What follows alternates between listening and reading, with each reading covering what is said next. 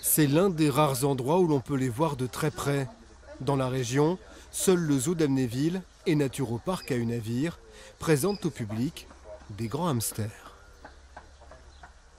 Les voir évoluer là dans les terriers, c'est intéressant. De voir prendre la nourriture, ramener dans le garde-manger. Ouais, il sort la tête. C'est un peu un hamster comme les autres, mais la différence c'est qu'il est sauvage. Qui aurait pensé il y a quelques décennies encore que ce petit rongeur au pelage tricolore intéresserait les visiteurs?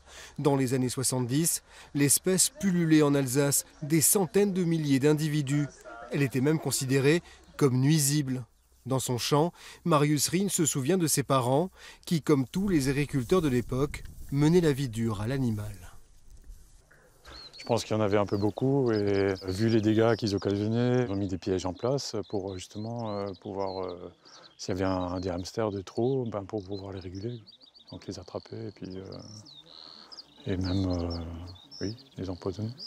Empoisonnés, chassés, exterminés, mais surtout privés de plus en plus de leur habitat naturel, les nouvelles pratiques agricoles et la monoculture du maïs ont provoqué la quasi-extinction de l'espèce dans l'ouest de l'Europe. En Alsace, il n'existe plus que 3 foyers et à peine 1 millier d'individus selon les estimations, un peu plus de 500 terriers qu'il faut désormais chercher attentivement. Ah ben voilà un joli là. Super, avec un beau déblai. On regarde. On a plusieurs critères, on a notamment le diamètre du terrier qui est compris en général entre 6 et 10 cm. Après pour les plus gros ils peuvent aller un petit peu au-delà. Et ensuite au fur et à mesure, une fois qu'on a l'entrée, on peut aussi vérifier si on a le canal de fuite parce qu'en général le hamster a l'entrée et le canal de fuite pour les prédateurs. Et donc là on en a trouvé une. Opération de comptage sur une parcelle de blé de Marius Rijn.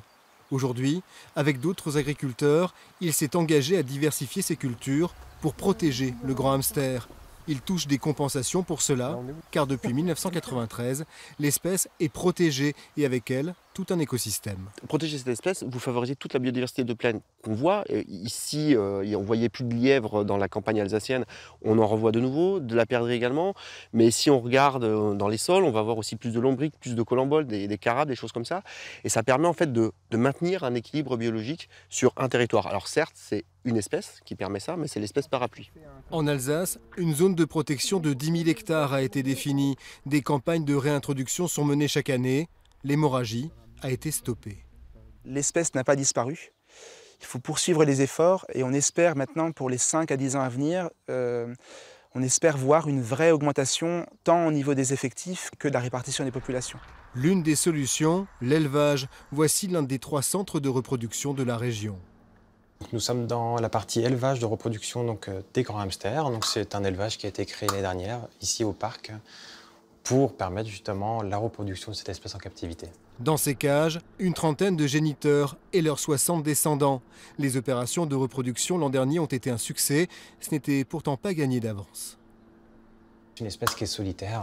Donc déjà, le mode de vie, les échanges entre eux sont quand même assez difficiles. Et il faut savoir que dans la nature, ils ne se recroisent que 1 à 2 fois par an au cours de cette reproduction.